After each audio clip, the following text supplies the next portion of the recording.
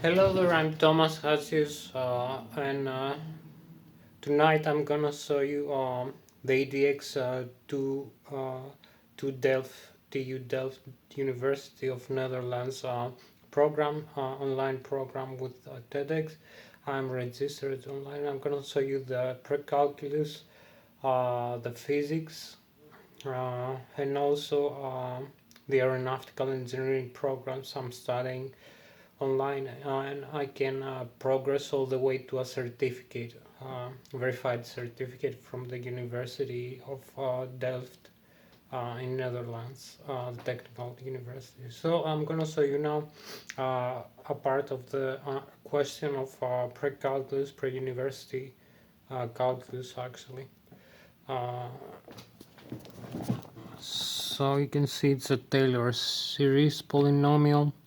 You can see that the t2x is 1 plus 1 second x minus 1/8 x to the power of 2, and this we saw a video, and the second degree Taylor approximation is if x equals to the square root of 1 minus x, so around 0. This means that the values of the derivatives, so we're gonna use derivatives, we're gonna derive from calculus. So I'm gonna use the derivatives principles and rules. We can use later the declaration.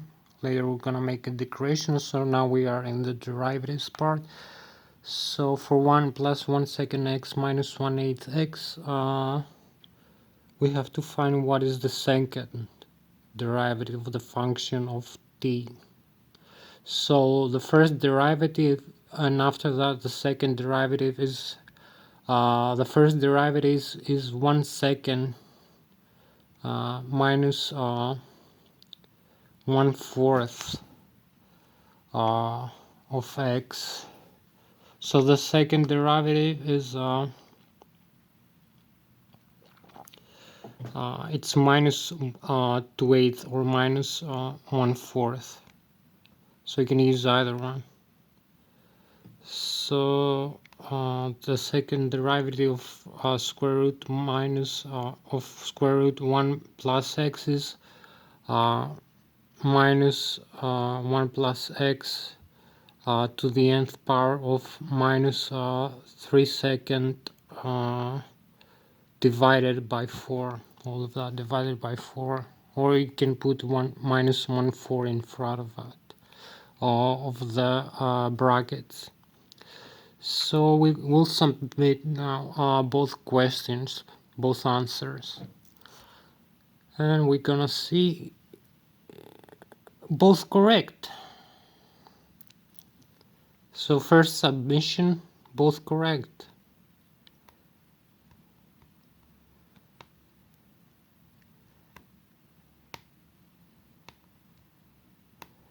So this is a very hard problem for you can see you have used one of the 5 attempts, and I did it with the first go for the Delft University over here, their calculus program.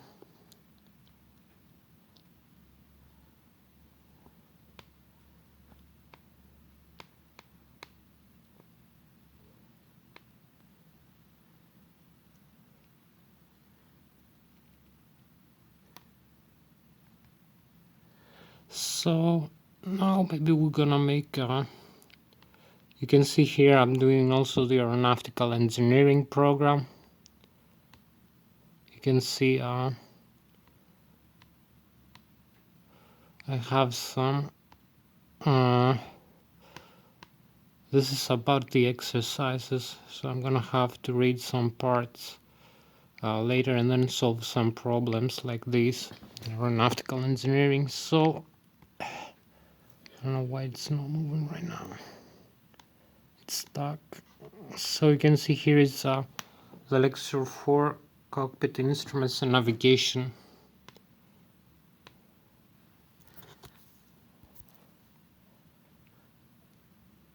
For the aircraft, the airliner aircraft.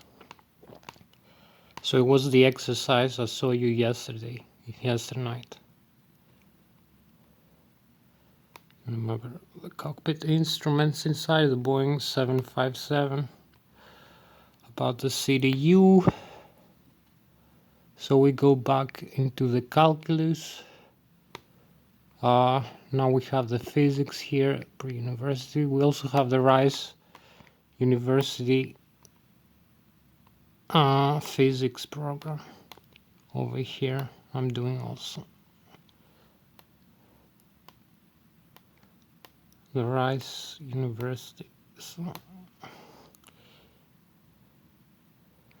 we go back in the Delft.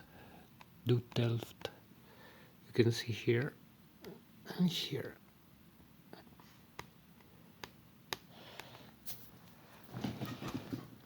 The screen is stuck. I don't know why. So it's the introduction to the aeronautical engineering. As you can see,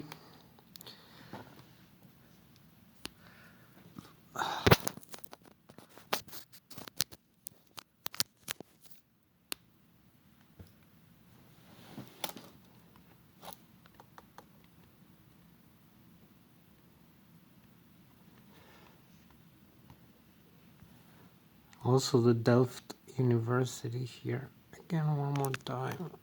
You can see my name. I'm registered.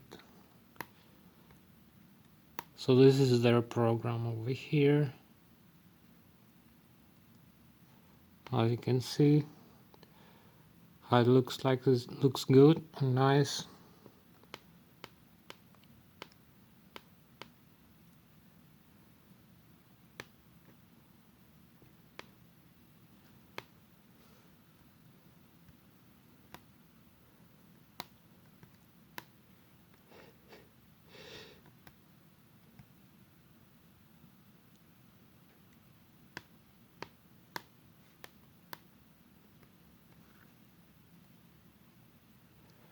So I'm gonna show you. I showed you yesterday the aerospace engineering program introduction. So I was here on navigation structures, cockpit navigation.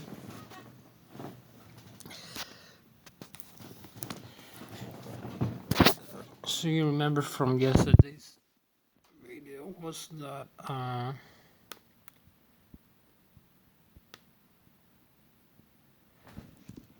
for a so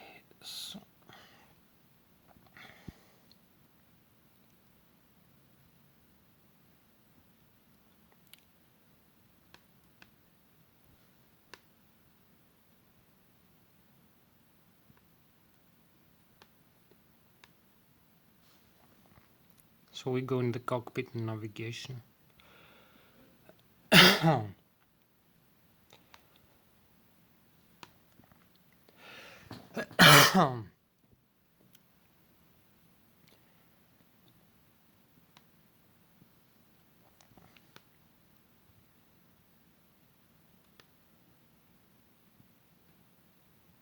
So this is the Boeing 747 cockpit.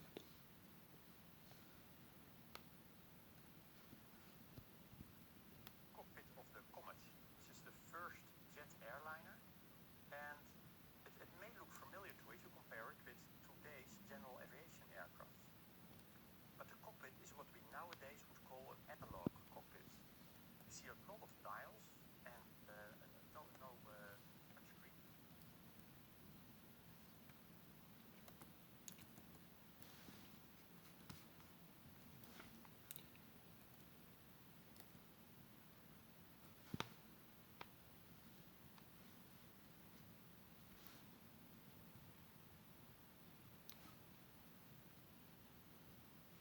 Cockpit of the Comet. This is jet airliner, and look familiar to if you compare it with today's general aviation aircraft. But the cockpit is what we nowadays would call an analog cockpit. You see a lot of dials and no large screens. But this cockpit, even though it's similar to the small airplanes that you might know, allowed people to fly all over the world and navigate all over. Again, many analog dials for each of the engines. And there was also, next to the two pilots, still a flight engineer on board, whose task it was to monitor the engines and all the parameters, and when necessary, warn the pilots, for instance, that an engine was consuming more fuel than expected, and something needed to be done, perhaps. So, 3 persons in the cockpit now, no longer navigator, because that was taken over by automation, but still 3.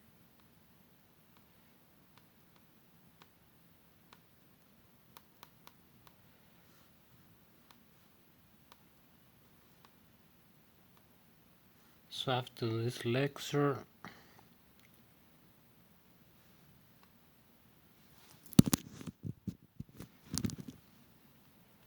on the screen. For instance, that an engine was consuming more fuel than expected, and something needed to be done, perhaps. So, 3 persons in the cockpit now, no longer navigator, because that was taken over by automation, but still 3 persons in an analog cockpit. But then, if we go fast forward to the 80s, end of the 80s, we see the 747-400. And now we see a completely different style of cockpit. And this is called the glass cockpit. And let's explore the different elements of a glass cockpit using this cockpit. I could do that by using this slide, but I think it's much nicer to actually go find a cockpit with a modern glass cockpit. And let's go through this cockpit from a bit of a Boeing 747 slide, but I think it's much bit of a Boeing 747-400 to show you the main components of a glass cockpit, a modern glass cockpit. And let's go through this cockpit from top to bottom. Let's start in the seating here. Here you see the last 3 rows of the circuit breakers, which basically are fuses, but there are also switches that allow you to completely switch off a system and do a cold reboot in case of an emergency. Normally you wouldn't touch them, and they're only there as fuses. Then the forward part of the overhead panel has the overhead system panel, with which we can control all the systems on board of the aircraft. The hydraulics, the electronics, the air conditioning, fuel systems, fire extinguishers. All these systems can be controlled with the overhead panel. A bit lower we have the glare shield with 2 panels. The center one is the mode control panel, or sometimes referred to as flight mode panel when you're in an Airbus. And the mode control panel allows you to directly set the parameters for the basic modes of the autopilot. For instance, the altitude, vertical speed, heading, or speed or Mach number. In this way, we can control the autopilot directly. There's also the option to hook it up to the computer, the navigation computer, the flight management system in the cockpit, and then the flight management system will do these settings for you. But you can also do it yourself manually using this panel.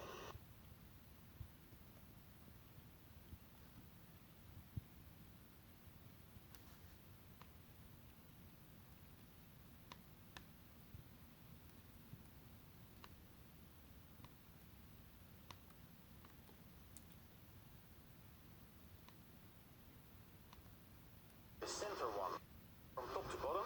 Let's start in the seating here. Here you see the last 3 rows of the circuit breakers, which basically are fused. Touch them, and they're only there as system panel. All these systems. In this way, we can control the autopilot directly. There's also the option to hook it up to the computer, the navigation computer, the flight management system in the cockpit, and then the flight management system will do these settings for you. But you can also do it yourself manually using this panel. Next to the mode control panel, on both sides we find display control panels. To set which systems we can check with the displays, and to change the settings of the primary flight display and the navigation display.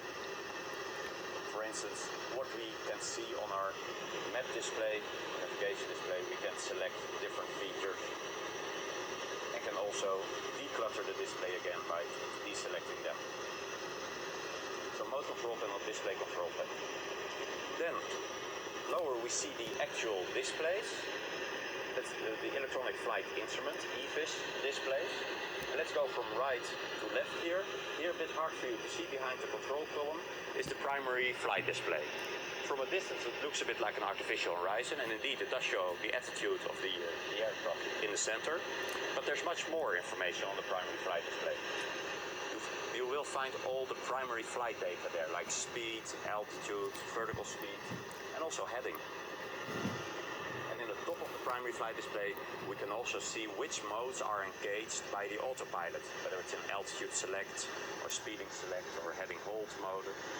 And this can also mean the mode of the flight director.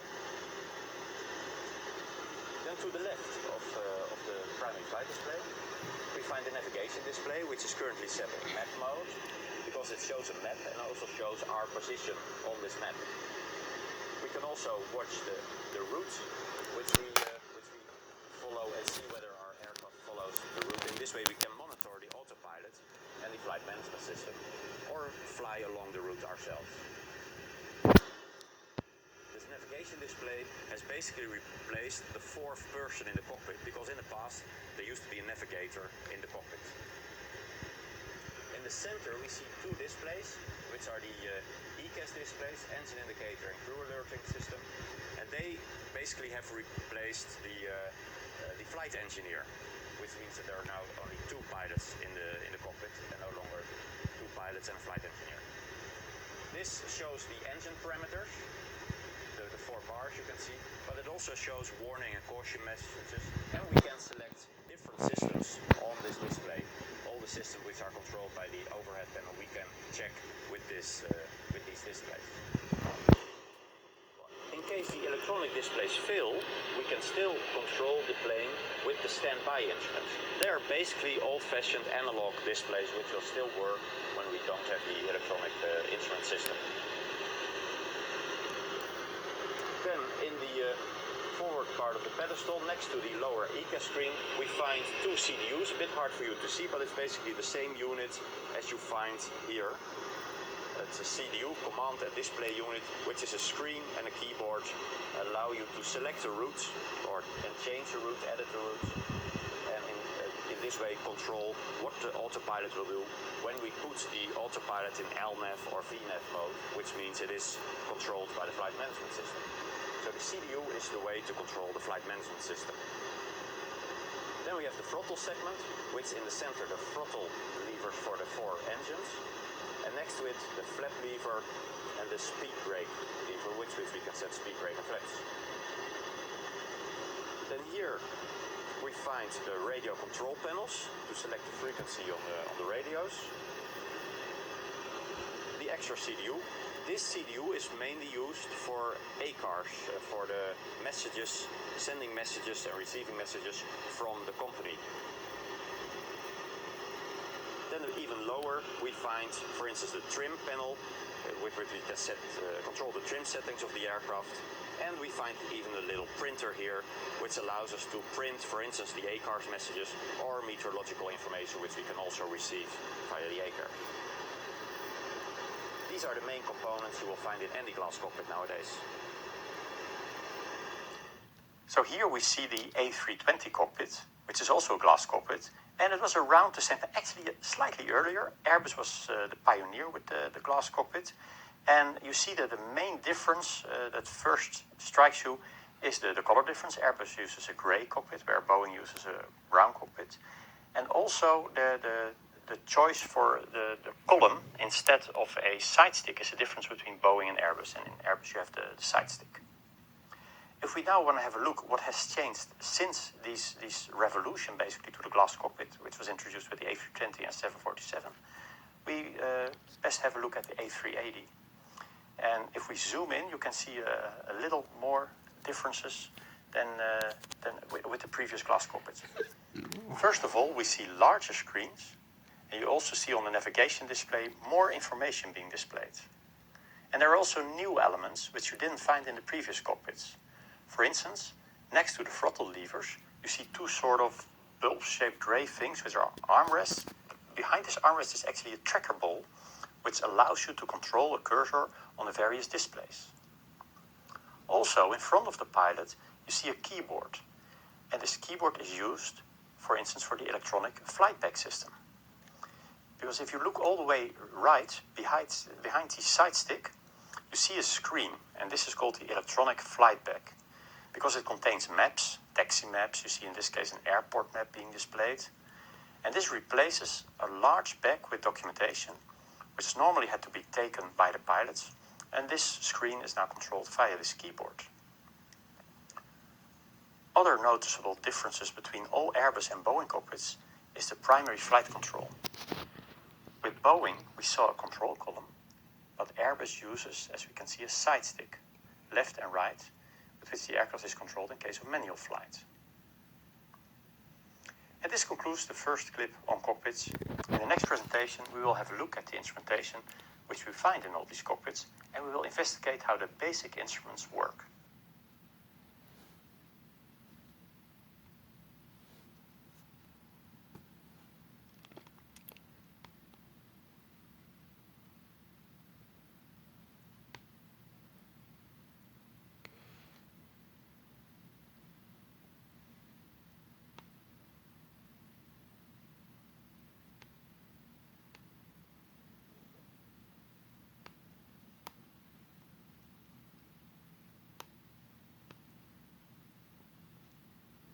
In what units is speed commonly displayed in aviation? For example, the primary flight display in knots. So you have 1, 2, 3. Already answered. So I have to complete all this. I did that part here.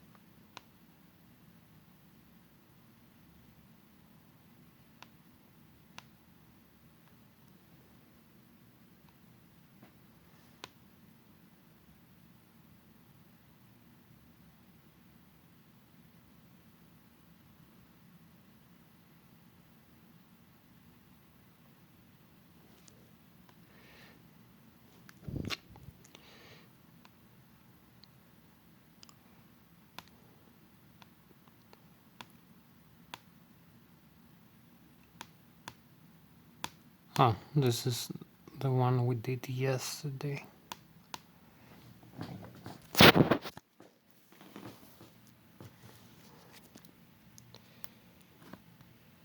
So you can see here the part I did yesterday about the cockpit instruments and how to place them in the right order inside the picture of the Boeing 757 cockpit. Also some questions about dedications. You can see the glass cockpit.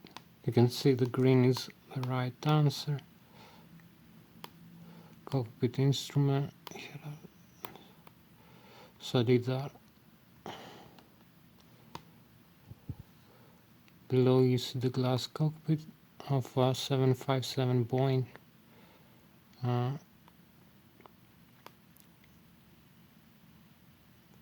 you have to put every instrument its name from this box over here. So later it's gonna be more difficult. It's gonna have a lot of other problems. So it's gonna be like about aerodynamics and propulsion systems. It's gonna have stability and control. It's gonna have propulsion material,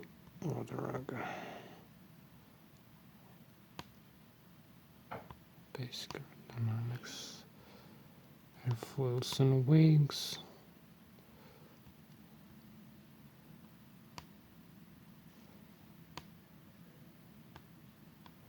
Introduction to flight dynamics, horizontal flight, climbing and descending. So it's gonna have a lot of equations about that. So we're gonna use this, I believe. Stability and control.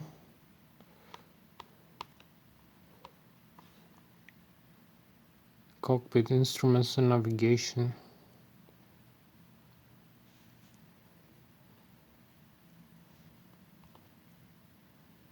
propulsion. It's about the aerodynamics of the atmosphere, flight envelope.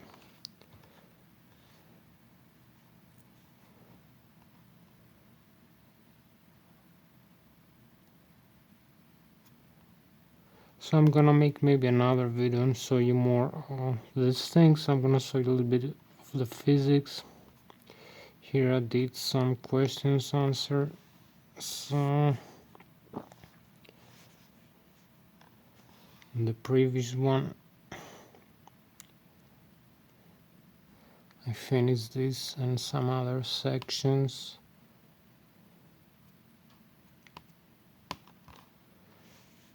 So in progress in the applied physics.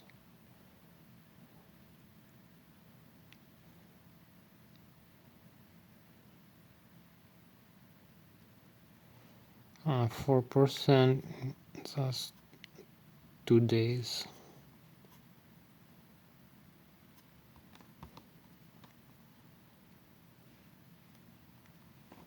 So we go back over here maybe pre-university calculus, pre-university also over here physics of the Delft and the Rise University applied physics, the applied physics 1 and 2. So you can see the course here.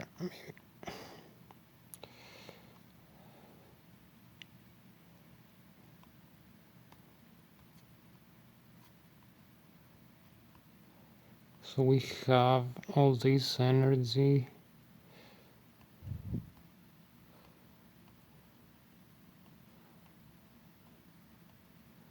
circular motion,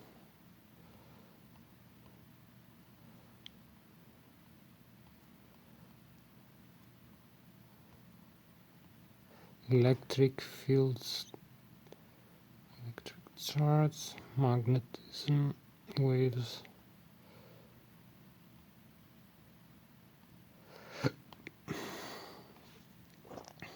So it's gonna be different from the other pre-university physics.